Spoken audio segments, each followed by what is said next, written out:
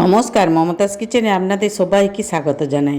আজকে আমি দই বড়া বানাবো। তার জন্য কিভাবে বানাচ্ছি পুরো ভিডিওটি দেখার অনুরোধ রইল।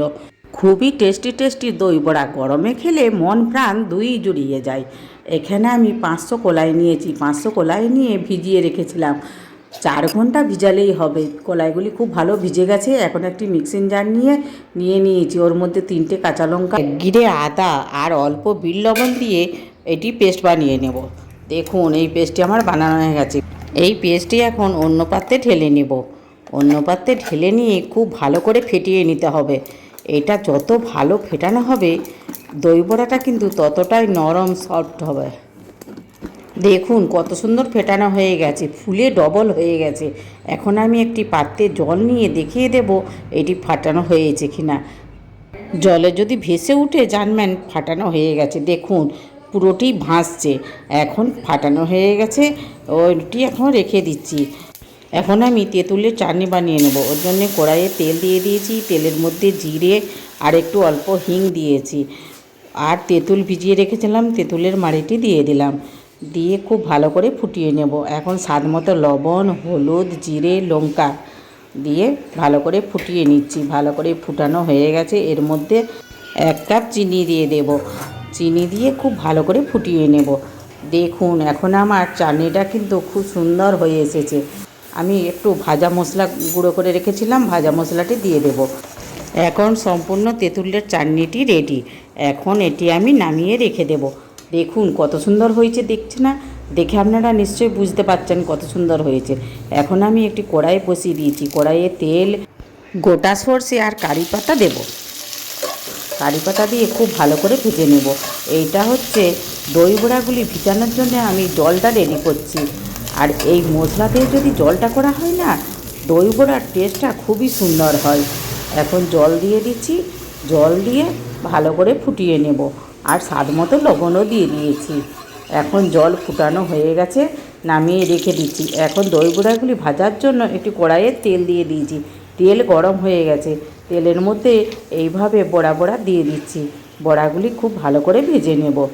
আপনারা দেখে নিশ্চয়ই বুঝতে পারছেন আমি কিভাবে দিচ্ছি। দেখুন এক পিঠ হয়ে গেছে। আস্তে আস্তে আমি উল্টে নিচ্ছি। উল্টে পাল্টে খুব ভালো করে ভেজে নেব। বড়াগুলি আমি এখন মাঝারি আঁচে ভেজে নেব।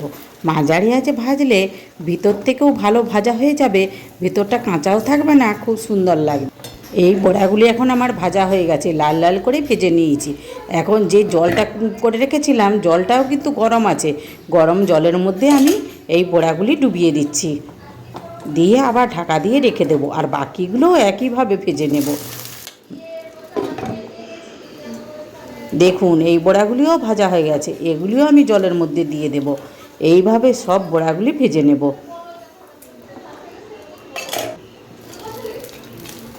এই জলের মধ্যে দিয়ে 5 মিনিট এইভাবে রেখে দেব। একটু ঠান্ডা হলে তবে আমি ছেঁকে নেব। এখন অনেকটাই ঠান্ডা হয়ে গেছে।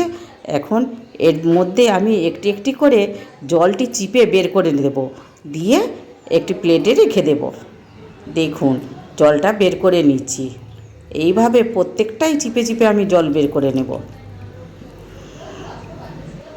আর বড়াগুলো সত্যিই খুবই নরম হয়েছে। আর বড়াগুলো দেখে আপনারা বুঝতে পারবেন কতটা নরম হয়েছে। এখন আমার বড়াগুলি সব তোলা হয়ে গেছে। একটি প্লেটে এইভাবে সাজিয়ে নিয়েছি। একটি বাটিতে দই নিয়েছি। দইয়ের মধ্যে গোলমরিচ গুঁড়ো, বিট লবণ দিয়ে খুব ভালো করে মাখিয়ে নিচ্ছি। দিয়ে বড়াগুলির মধ্যে এইভাবে দিয়ে দেব। দই বড়ার দইটাই কিন্তু আসল। দইটা খুব ভালো করে মশলা দিয়ে ফেটিয়ে নিতে হবে। এখন আমি ভাজা মশলাও দিয়ে দিচ্ছি, আর অল্প চাট মশলা দিয়ে দিচ্ছি, আর একটু টমেটো সস দেব, আর তেঁতুলের চাটনিটা যে তৈরি করে রেখেছিলাম ওটাও দিয়ে দেবো, আর একটু ঝালের জন্য চিলি সসও দিয়ে দিচ্ছি। দেখুন দেখতে কত সুন্দর লাগছে না? দেখতে যত সুন্দর লাগে খেতেও কিন্তু ততটাই ভালো লাগে। আজকের রেসিপিটি ভালো লাগলে একটা লাইক করার অনুরোধ রইল।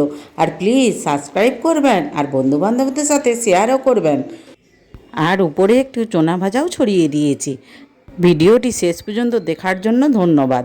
আবার দেখা হবে নতুন কিছু রেসিপির ভিডিও নিয়ে মমতাজ কিচেনে। আপনারা ভালো থাকবেন। এবার আসি।